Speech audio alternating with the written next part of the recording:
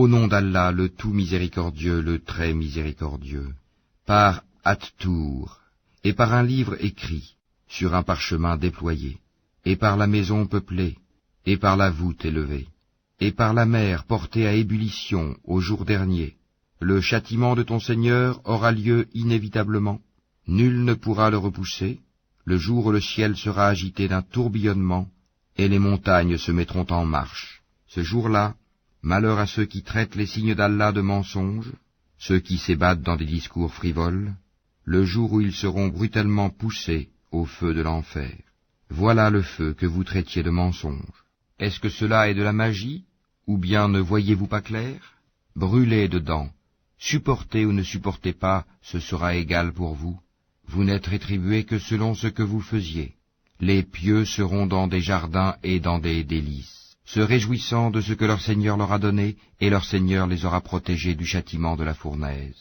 En récompense de ce que vous faisiez, mangez et buvez en toute sérénité, accoudez sur des lits bien rangés, et nous leur ferons épouser des houris aux grands yeux noirs.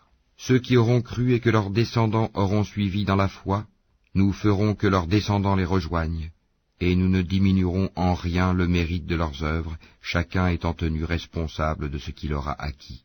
Nous les pourvoirons abondamment des fruits et des viandes qu'ils désireront. Là ils se passeront les uns les autres une coupe qui ne provoquera ni vanité ni incrimination. Et parmi eux circuleront des garçons à leur service, pareils à des perles bien conservées.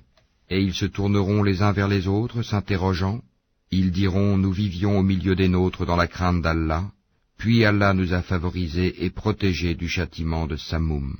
Antérieurement, nous l'invoquions, c'est lui certes le charitable, le très miséricordieux. Rappelle donc, et par la grâce de ton Seigneur, tu n'es ni un devin, ni un possédé. Ou bien ils disent, c'est un poète, attendons pour lui le coup de la mort. Dis, attendez, je suis avec vous parmi ceux qui attendent. Est-ce leur raison qui leur commande cela? Ou sont-ils des gens outranciers? Ou bien ils disent, il l'a inventé lui-même. Non, mais ils ne croient pas. Et bien qu'ils produisent un récit pareil à lui, le Coran, s'ils sont véridiques, ont-ils été créés à partir de rien, ou sont-ils eux les créateurs? Ou ont-ils créé les cieux et la terre? Mais ils n'ont plutôt aucune conviction. Possèdent-ils les trésors de ton Seigneur? Ou sont-ils eux les maîtres souverains? Ont-ils une échelle d'où ils écoutent? Que celui des leurs qui reste à l'écoute apporte une preuve évidente. Allah aurait-il les filles, tandis que vous les fils? Ou leur demandes-tu un salaire, de sorte qu'ils soient grevés d'une lourde dette? Ou bien détiennent-ils l'inconnaissable pour le mentionner par écrit? Ou cherchent-ils un stratagème? Mais ce sont ceux qui ont mécru qui sont victimes de leur propre stratagème. Ou ont-ils une autre divinité à part Allah? Qu'Allah soit glorifié et purifié de tout ce qu'ils associent.